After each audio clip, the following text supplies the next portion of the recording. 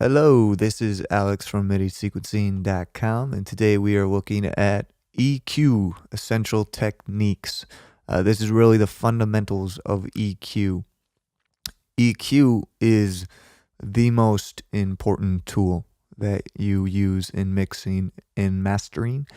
It is vital that you have a good fundamental understanding of how to EQ to get the best mixes possible.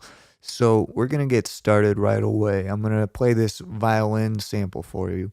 But before I get started, make sure you are wearing some nice headphones or decent headphones, or you have proper monitors, because if you're just listening on a laptop or your phone speakers, you're not going to be able to hear what I'm doing at all here. So you're going to think I'm crazy. You won't be able to hear it at all. So listen to this violin and see if you hear anything wrong with it.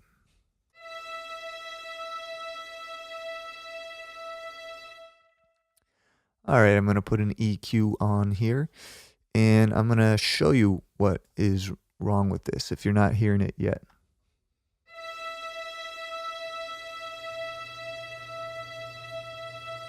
And I'm going to turn off the analyzer here.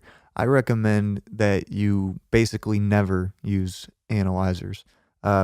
Only when you really need to check things, maybe if you're mastering, but use your ears. Don't depend on your eyes for anything when you're EQing, really, because you can really get lost into a mire and trick yourself using your eyeballs instead of your ears. So use your ears. Turn off your analyzers. All right, so you hear that low ringing? I guess it's room noise from when they recorded this sample.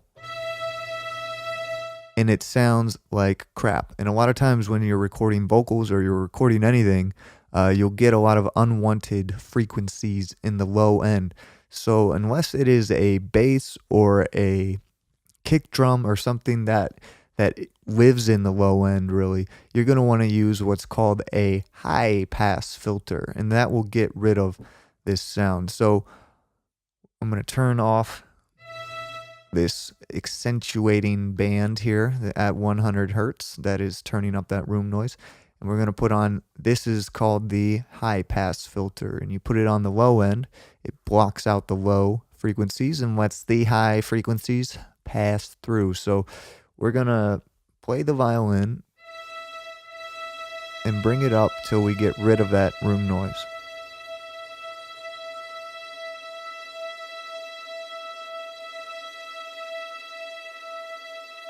Right about there. It's gone. There's with it, and there's without it. And if you do this on a lot of your instruments, your mixes are going to have a lot more clarity. There'll be a lot more space or room in the low end for your bass instruments to live and breathe, and they're not going to be clashing with this bull room noise we're getting in the violin. And you don't want to go up to 200 hertz necessarily. This kind of works out perfectly in this example because a violin, the lowest it goes, this low G, is actually around 200 hertz. So if I start to pull it up further, you hear right there, it's already starting to thin out.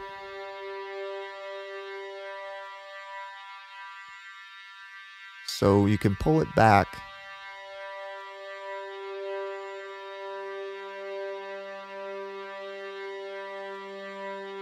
until you get the full sound of the instrument. And sometimes you're not going to be able to get rid of all the room noise. You might only have to block out below 50 hertz or below 80 or something, but it is a lot of concessions that you have to make when mixing in general. So we're lucky there is a sweet spot here where the room noise gets canceled out exactly where the violin kind of ends in the low end. So this is a form of subtractive EQ, taking frequencies away. So I have this tom here. Sounds like this. I'm going to get rid of the analyzer.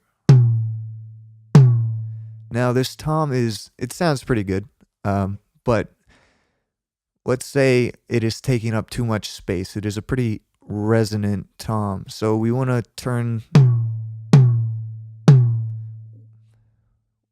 thin it out a little bit and make it less resonant. So I know from experience that the resonance in this tom is probably going to be in this area towards the low end. And as you're getting to learn the frequency, the whole spectrum here, which this is the whole spectrum of human hearing, 20 hertz to 20,000 hertz, you can go to a place like independentrecording.net. Just do a Google search for EQ graph, and these things will tell you where different sounds will sit. So a male vocal will be in the range of 100 hertz to up to 16K. And what we call these different things, this is the bass range from 63-ish hertz to 250, the mid-range. And then you can also see, these are really handy, are the adjectives associated with these frequencies. So sibilance, which is the S sounds, we'll get to that later, lives in the a little bit above that. I would say around 6K to maybe a little bit higher, 14K, around that area. So you get your crunch, your definition, your pierce, all these ways to describe sound and where they are on the frequency spectrum. So eventually you'll get a better idea of what frequencies live at different places. So to find bad frequencies, what you want to do is take a band, boost it up a fair amount. Now, warning, again, if you are on laptop speakers or crappy speakers, you can easily blow out your laptop speakers by doing this, by boosting frequencies a bunch and EQing on your laptop. So just be careful with that. So then you want to narrow the band, or the Q, as it's called on some EQs, down to not very wide. This will do. And we're going to do what's called an EQ sweep, a frequency across the frequency spectrum around this area to find out where that resonance is coming from. So I'm going to start down here and just work my way up.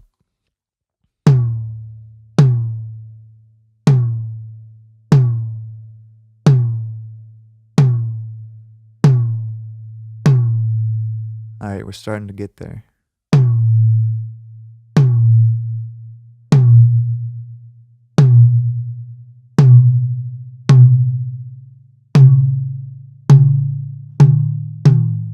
All right, so our resonance is really coming in the 110 to around 130 range. So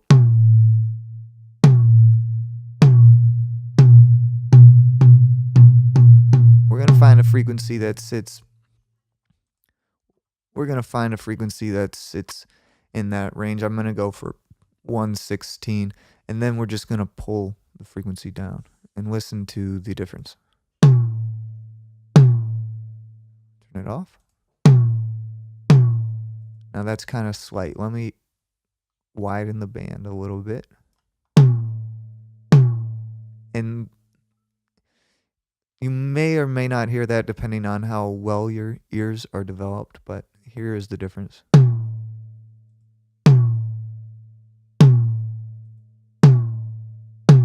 It's deader. It doesn't resonate as much. And if I pull it down a lot, you'll definitely hear.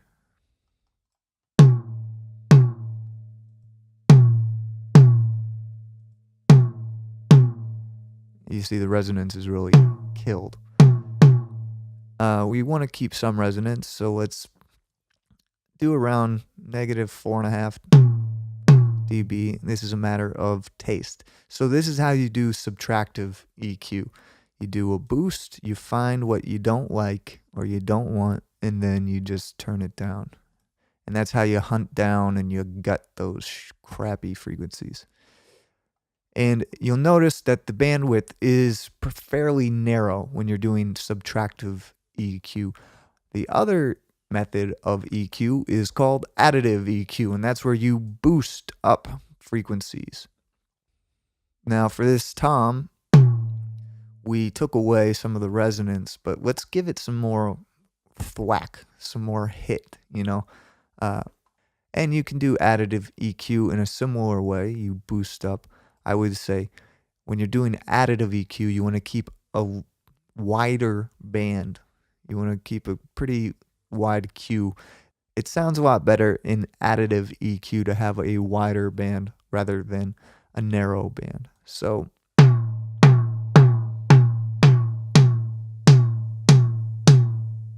ooh, right around there, I like that. You know, you get the kind of high hit, the hit of the drum. It's a nice area. And then we don't want to boost it that much, probably. Let's boost it around 6. That's a fair amount of boosting, 6 dB, but you can do more. Really just use your ears. You know, some people will say, oh, only do a couple dB when you're first EQing because you don't know, what you're doing. And no, screw that. Just listen. The thing is, you can really lose your mind EQing and make something that sounds way crappier than the sound you started with. So take breaks, come back from stuff. Try to do it kind of quickly, like, oh, that sounds good, and then step away from it. Because if you really get into it and you try to make it better and better, most of the time you're going to end up making it worse. So let's say that is the EQ of this time. Now let's listen to it with it off. You hear the difference? It's more resonant, lower in the low range, and when we turn it on, it's more present, it smacks, but it's not taking up a lot of space in the low range. There's more room for other low instruments, your basses, and whatever else you need to sit in the mix that is not this tom.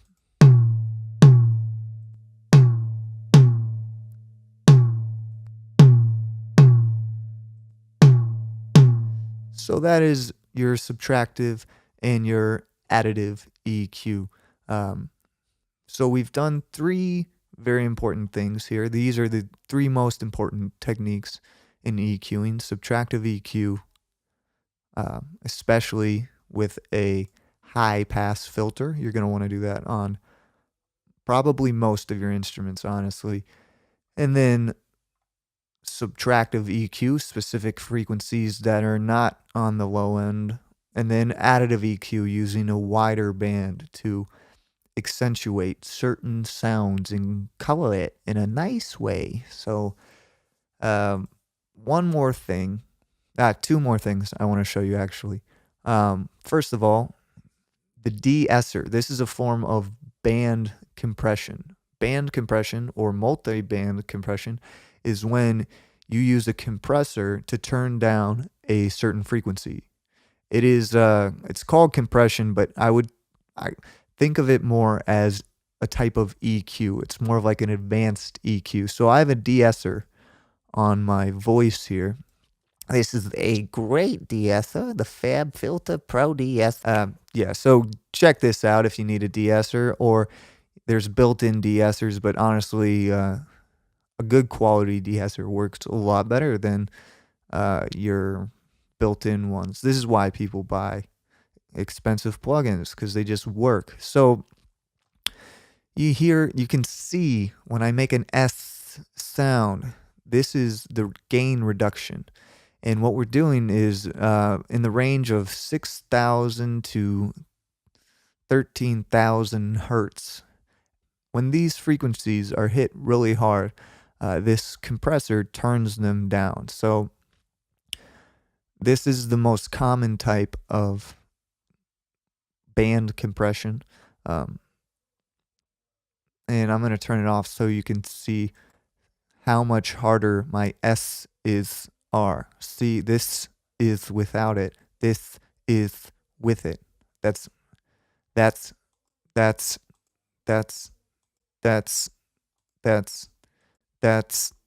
super annoying doing that over and over again. But de-essing is vital to making things sound great. A lot of mastering engineers will put de-essers on their masters. So that is way more advanced than what you need to know. I'm just going to show you one more thing, which is on your master bus, which is a bus that all of your instruments, everything goes to. You will also want to use a high pass filter, um, but you want to use a linear EQ. And for this, if you don't have one, you can download this EQ. It's called the Slick EQ, and it is for free, and it is by Tokyo Dawn Labs. So Google Tokyo Dawn Labs. I'll put the link in the description. Actually, you can just click on it and really download this. It's made by one of the the best designers of software instruments and plugins. Um, this guy really knows what he's doing. He knows how to make a sweet algorithm. So a linear EQ won't cause any phasing issues. So you just want to add a high pass filter up to like 30 hertz or 40 hertz. It's up to you, but really anything below that, which you might have in there from a soft synth or something you missed when adding your high pass filters on during the mix, it will mess with your compressors that you put on your master bus, and it'll muddy things up. So you really will get a better sounding mix by just getting rid of the crap on the low end overall. So add a high pass filter to your entire mix as well, but use a linear EQ preferably. Okay, so that is the fundamentals of EQ. We talked about using high pass filters to get rid of junk in the low frequencies. We talked about using subtractive EQ by boosting narrow bandwidth, finding a crappy frequency, and then gutting it out of there. Then we talked about using a wide bandwidth to use additive EQ to bring out certain nice frequencies to color the sound in a nice way. And then we talked about also using a linear EQ to add a high pass filter on your master bus. And we talked about de-essing a little bit. I wrote a lot more about EQs in a nice article in the description talking about the different famous types of EQs. Using a simple EQ with a couple knobs a lot of times will get you better results than using a parametric EQ where you can pick any frequency you want, because they were designed to sound good. So this is like channel strips and stuff like that. So check out that article in the description, and please like and subscribe. Peace.